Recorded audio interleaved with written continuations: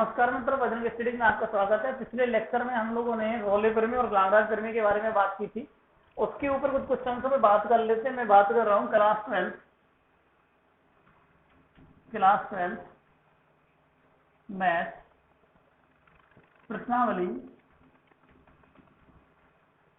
7.6। पहले के first question की बात कर चुका था, सेकंड क्वेश्चन पे चर्चा करता हूँ भैया ना। रोले के लिए पहले मैं आप लोगों को बता दूं, रोले के लिए मैं 4 शर्तें बताई थी। रोले के लिए पहली शर्त थी कि फंक्शन है जो अपने पास में कैसा होना चाहिए, कंटिन्यूअस होना चाहिए, कंटिन्यूअस सतत होना चाहिए अपने अंतराल में। कौन सा अंतराल? संवृत अंतराल। इस अंतराल के अंदर बोले तो बिंदुओं पे ही होना चाहिए जो शीर्ष पॉइंट है। सेकंड होना चाहिए डिफरेंशिएबल होना चाहिए, डिफरेंशिएबल होना चाहिए है ना, बोले तो अवकलनीय होना चाहिए है ना। तो रोले के सत्यापन के लिए दूसरा और अंतराल कौन सा? विवृत अंतराल। तीसरा क्या है कि अपने पास में एफ ए बराबर एफ बी होना चाहिए। बोले तो कोई उन दोनों बिंदुओं को मिलाने वाली जो रेखा है ना वो एक्स एक्स के समांतर होना चाहिए।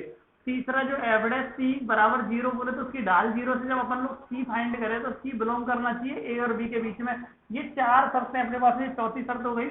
ये 4 शर्तें अपने पास में होंगी तो रोले प्रमेय सत्यापित होगी। ऐसा अपन लोगों ने किया था, तो इसके ऊपर अपन लोग क्वेश्चन से उठा रहा हूं मैं।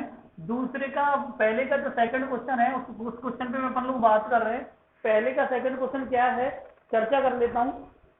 एफ एक्स बराबर दिया हुआ है, एफ एक्स बराबर क्या दिया हुआ है? एफ एक्स बराबर एक्स माइनस ए की पावर एम और क्या है साहब, और ऐसा एक्स माइनस बी की पावर एन। ठीक है साहब, समझ रहे हो ना बात? तो यहाँ x किसके अंदर बिलोंग करता है? x बिलोंग करता है ए बी के अंदर बिलोंग करता है। सब किसके अंदर बिलोंग करता है? ए और बी के अंदर बिलोंग करता है।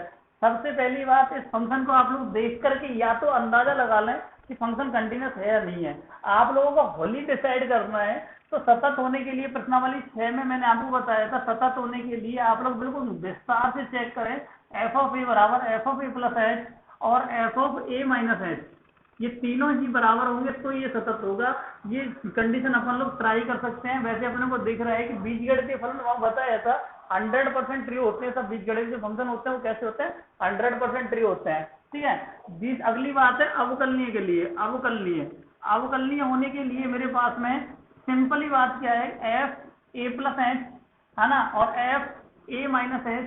ठीक है ना। एफ डैश जिसको एफ डैश ए प्लस लिखता हूं मैं, ठीक है ना, एफ डैश ए प्लस और एफ डैश ए माइनस लिखता हूं। ये मेरे पास में अवकलनीयता को फॉलो करते हैं। और अवकलनीयता को करने के लिए 2 ही शर्तें हैं। एक शर्त तो अपने पास में क्या है कि जो फंक्शन है वो फंक्शन कहीं ना कहीं से टूटा हुआ ना हो, मतलब डिसकंटिन्यूअस ना हो, उस कंडीशन में ऐसा तब नहीं होता है। दूसरा इनफाइनाइट के ऊपर प्रॉब्लम करता है। तीसरा शार्प पॉइंट के ऊपर। ऐसा इसके अंदर कुछ नहीं है, इसलिए मैं डायरेक्ट लिखता हूं।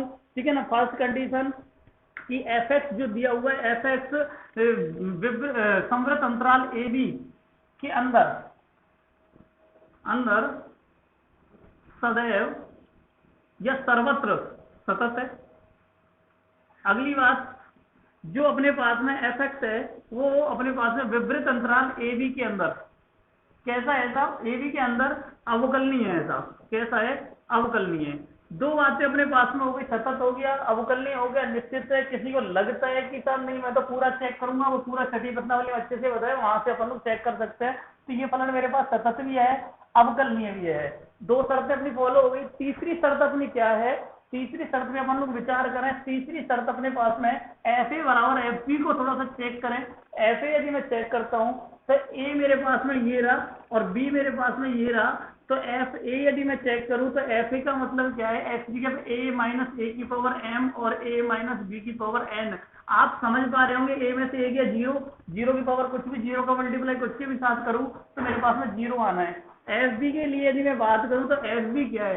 एफ बी मेरे पास में वही बी माइनस ए और एक्स बी में बी रखना है। सिंपल ही बात है। तो बी माइनस बी वही 0 आ जाना भैया, समझ पाए होंगे। यहाँ 0 होते ही 0 का मल्टीप्लाई 0 से 0 हो जाना है। तो इसका मतलब थर्ड शर्त को भी फॉलो कर रहा है। एफ ए बराबर एफ बी है भैया ना, एफ ए बराबर एफ बी है। ठीक है। फोर्थ कंडीशन क्या है कि चौथी कंडीशन, चारों कंडीशन अपने को चेक करनी है तो रोले सत्यापित होगी, अदरवाइज रोले सत्यापित नहीं होगी। फोर्थ कंडीशन में अपन लोग ट्राई करें। फोर्थ कंडीशन क्या है? फोर्थ कंडीशन ये है कि एफ डैश एक्स निकाले, पहले इसका अवकलन करें। अवकलन के लिए यू डॉट वी लगना है। यू डॉट वी क्या कहता है? पहले का अवकलन भैया, ये लो साहब, घात आगे x माइनस ए की पावर m माइनस एक, दूसरा ऐसा कैसा x माइनस बी की पावर n प्लस, पहला ऐसा कैसा x माइनस ए की पावर m, फिर पावर आगे और वो क्या हो गया x माइनस बी की पावर n माइनस एक। समझ रहे हो ना बात को? यहाँ पे अपन लोग एफ डैश एक्स की मैं बात कर रहा हूँ, कुछ कॉमन दिख रहा है तो वो कॉमन अपन लोग निकाल लेते हैं। इसके अंदर कॉमन देखिए, कॉमन क्या दिख रहा है? कॉमन दिख रहा है एक्स माइनस ए की पावर m माइनस एक, ठीक है, और दूसरा क्या दिख रहा है साहब? x माइनस बी की पावर n माइनस एक, यही दिख रहा है। तो ध्यान दें, ये निकल गया, बच्चा क्या? m, और क्या बच्चा? ये यहाँ में से, इसमें से n में से n माइनस एक निकला, एक कम निकला है तो एक बच गया x माइनस बी। ठीक है साहब, इतनी बात समझ में आई ना? इसके बाद में छोटी सी बात और फॉलो कराएं यहाँ पे, तो यहाँ से अपन लोगों का ये n रह गया एक, तो है ना, m में से m माइनस एक कम निकला है तो बच्चा क्या? x माइनस ए बचा भैया, है ना, और ये पूरा ही पूरा ऐसे कैसे निकल गया भैया, है। तो ये मेरे पास में कंडीशन आ गई। अब मेरे को करना क्या है कि जहाँ पे x है तो वहाँ c रख देना है, एफ डैश c, तो क्या हो गया? c माइनस ए की पावर m माइनस एक, है ना, तो c माइनस बी की पावर n माइनस एक, m c माइनस बी, और इधर n c माइनस ए, और उसके बाद इसको क्या करना है? जीरो के बराबर रखना है ना, एफ डैश सी निकालना है अपने को। क्या निकालना है? एफ डैश सी निकालना है, तो इसको जीरो के बराबर रखना है। मैं कर रहा हूँ एफ डैश सी बराबर जीरो, तो बोले तो इसको जीरो के बराबर रखता हूँ, सी माइनस ए की पावर m माइनस एक माइनस बी की पावर n माइनस एक, और इधर m सी माइनस बी प्लस n सी माइनस ए। तो अपन लोग क्या है कि इसको अपन लोग जीरो के बराबर रखते हैं, ये जीरो के बराबर रखते हैं। ये पूरा की पूरा हिस्सा उठा करके जीरो में डाल दिया ना, थोड़ा सा ऊपर से रफ कर लेते हैं, ठीक है ना, पूरा हिस्सा उठा करके जीरो में डाल दिया अपन लोगों ने। तो मेरे पास में बचा क्या? उस पर गौर फरमाइए भैया, बचा ये वाला part m c minus B n c minus A बराबर जीरो, मल्टीप्लाई जानते हैं c का, M C minus M B N C minus N A बराबर जीरो। ये सी वाले पार्ट ये रख लेता हूँ, M C plus N C, है ना, एन सी बराबर ये वाला पार्ट उठा के इधर, तो ये माइनस का इधर जाके क्या हो गया? M B plus N A, और इधर से मैं कॉमन लूँ सी, तो क्या हो गया? एम प्लस एन बराबर M B plus N A. समझ में आई नहीं यहाँ तक बात? यहाँ तक बात समझ में आ गई? तो मेरे को वैल्यू जो फाइंड करनी है वो किसकी करनी है? सी की वैल्यू फाइंड करनी है। तो सी के बराबर क्या हो गया साहब? M B plus N A upon M plus N. बात यहाँ तक पकड़ में आ गई होगी। यहाँ तक यदि अपने को बात पकड़ में आ गई तो ये वैल्यू किसकी है? सी की है, और ये फॉर्मूला किसका है? अंत्य विभाजन का है साहब। समझ रहे हो ना? अंत्य विभाजन पढ़ा होगा ना 10वीं क्लास में, है ना, अंत्य विभाजन में ऐसा कुछ पढ़ा होगा, m1 x2 और m2 x1 बटे m1 प्लस m2 ऐसे करके, बिल्कुल उसी को फॉलो कर रहे हैं। तो अंत्य विभाजन का मतलब ये बिंदु a था, ये b था, तो ये c कहीं ना कहीं इसके बीच में पड़ा हुआ अंदर है अंत्य विभाजन। तो बोले तो c जो वैल्यू है किसके अंदर बिलोंग करते है? a और b के अंदर बिलोंग करती है। तो मेरे पास में सिंपली बात क्या आई निकल के? पहला सा सतत है, अवकलनीय है, दूसरी बात अपने पास में एफ ए बराबर एफ बी भी निकला, तीसरा जो सी है इन दोनों के बीच में बिलोंग कर गया। तो इसका मतलब चारों बातें सत्य हैं, अतः रोले सत्यापित है। इतनी सी बात है, रोले सत्यापित के लिए कोई ज्यादा बड़ा लफड़ा नहीं है, तो केवल इतनी सी बात है, अतः रोले सत्यापित है, बस इतना सा काम करना है, ठीक है ना। तो ये क्वेश्चन अपन लोगों का इस प्रकार से तसल्ली से हो जाएगा, कोई ज्यादा बड़ी बात नहीं है। इसके क्वेश्चन नंबर सी पे बात करता हूँ, ठीक है ना। क्वेश्चन नंबर सी बिल्कुल आराम से डिटेल में करें आप लोग, क्योंकि मैं आपको कंटिन्यूटी एंड डिफरेंशिएबिलिटी काफी अच्छे से समझा चुका हूँ। फर्स्ट का जो थर्ड क्वेश्चन है वो आप लोग यदि देख रहे हो कि मेरे पास में एफ एक्स बराबर दिया हुआ है mode of x, mode of x में साफ साफ जानते हो ये सतत तो है, सतत तो है, परंतु अवकल x बराबर 0 पर, x बराबर 0 पर अवकलनीय नहीं है। क्या नहीं है? अवकलनीय नहीं है। देखते ही फंक्शन अपने दिमाग में क्लिक हो जाना चाहिए, दिमाग में क्लिक हो जाना चाहिए। और इसका जो अंतराल दिया हुआ है बड़ा प्यारे से पकड़ना भैया। क्या दिया अंतराल? -1 से 1 दिया हुआ है। तो आप मेरे को बताओ इसके अंदर x की वैल्यू 0 मिलेगी या नहीं मिलेगी? -1 से +1 के बीच में 0 होता है कि नहीं होता है? होता है। और 0 पे अवकलनीय मोड है, जो मापांक बोलना वो दिक्कत करता है, और अवकलनीय नहीं है, कहानी यही खत्म। तो अतः रोले सत्यापित नहीं है, रोले सत्यापित नहीं है। ढंग से लिखने का काम आप लोग करोगे भैया। अवकलनीयता मोड एक्स की छठे प्रश्नावली क्वेश्चन कराए, वहां से इसकी अवकलनीयता प्रूव कर देना, और बिल्कुल प्रूव करके लिख देना अवकलनीय नहीं है, इसलिए आगे जाने की मेरे को जरूरत ही नहीं है, जरूरत नहीं है, तो ये फलन रॉले के ऊपर प्रूव नहीं होता है साहब, ठीक है। इसके बाद इसके थर्ड क्वेश्चन पे बात करता हूँ। थर्ड क्वेश्चन के बड़ा सिंपल क्वेश्चन है थर्ड, देखिए साहब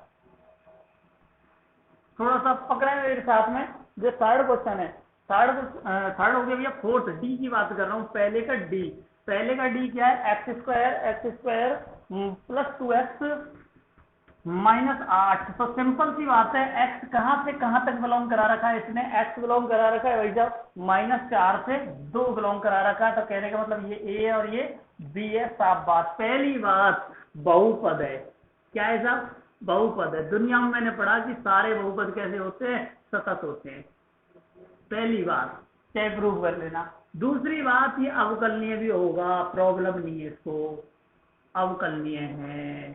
जो द्विघात होते हैं वो सारे के सारे कैसे होते हैं, अवकलनीय होते हैं। प्रत्येक बिंदु पर एक टेंजेंट खींची जा सकती है। अवकलनीय क्या होता है, टेंजेंट को अच्छे से समझाया मैंने, है ना। तीसरी बात, एफ ए बराबर एफ बी निकालने की कोशिश करें, बोले तो ए क्या है, -4 का स्क्वायर प्लस 4 इंटू -4 -8, बोले तो सिंपली क्या हुआ, 16 - 16 और -8 बोले तो -8 आंसर, ये कैंसिल आउट। इधर भी देखें साहब, 2 करता हूँ, 2 का वर्ग प्लस 2 इंटू 2 आना और -8, तो एफ बी चेक कर रहा हूँ, 2 दूनी 4 प्लस 4 -8। समझ रहे हो ना बात को, ठीक है ना। फंक्शन को थोड़ा सा एक बार और चेक कर लें, ठीक है ना, बिल्कुल राइट है। तो यहाँ पे मेरे पास में क्या हो गया, 0 हो गया। तो इसका मतलब एफ ए बराबर एफ बी नहीं है। अरे एफ ए बराबर एफ बी नहीं है तो रॉली सत्यापित नहीं है, कहानी खत्म कर दो ना। 0 आ रहा है, -8 आ रहा है, कहाँ है वैसे कहानी खत्म। समझ में आई ना बात, ठीक है ना। कोई दिक्कत आ रही हो तो मेरे को आराम से जरूर कमेंट के माध्यम से जरूर बताएं डायरेक्टली। तो निश्चित रूप से अपन लोग अगली बात पे गौर फरमाते हैं। अगली बात क्या है, ठीक है ना, अगली बात ये है कि ध्यान दें, इसका क्वेश्चन नंबर ई पे बात करता हूँ। क्वेश्चन नंबर ई, एफ एक्स बराबर दिया हुआ है बड़े विचार से एक्स स्क्वायर प्लस 1 और दिया है 3 माइनस एक्स। तो यहाँ पे अपन को क्या है कि 0 x और 1 और ये क्या दिया हुआ है 1 x 2। समझ में आई ना यहाँ तक बात, यहाँ तक बात अपने को यदि समझ में आ गई हो तो निश्चित रूप से आप लोग देखें साहब, सबसे पहले तो इसकी सततता चेक करें। सततता कहाँ चेक करोगे, सततता देखो 1 1 मिल रहा है, मैंने आपको बताया था F1 पे चेक करो, F1 प्लस H पे चेक करो, F1 माइनस H पे चेक करो। चेक करके आप बोल दो इसको, ये सतत, ये चेक करना पड़ेगा, 2 फंक्शन है अलग अलग, वैसे इसमें चेक करना पड़ेगा 101%। तो सिंपल सी बात है, 1 पे चेक करता हूँ तो यहाँ करूंगा 1 का स्क्वायर प्लस 1 बोले तो 1 प्लस H बोले 1 से ज्यादा इसके अंदर चेक होगा, 3 माइनस 1 है ना, 3 माइनस 1 1 जैसे यहाँ पे रखेंगे अपन लोग 1 प्लस एच, ठीक है ना, क्या आ गया 2, ये 2 है भैया जोड़ के 1 और 1 2, ठीक है ना।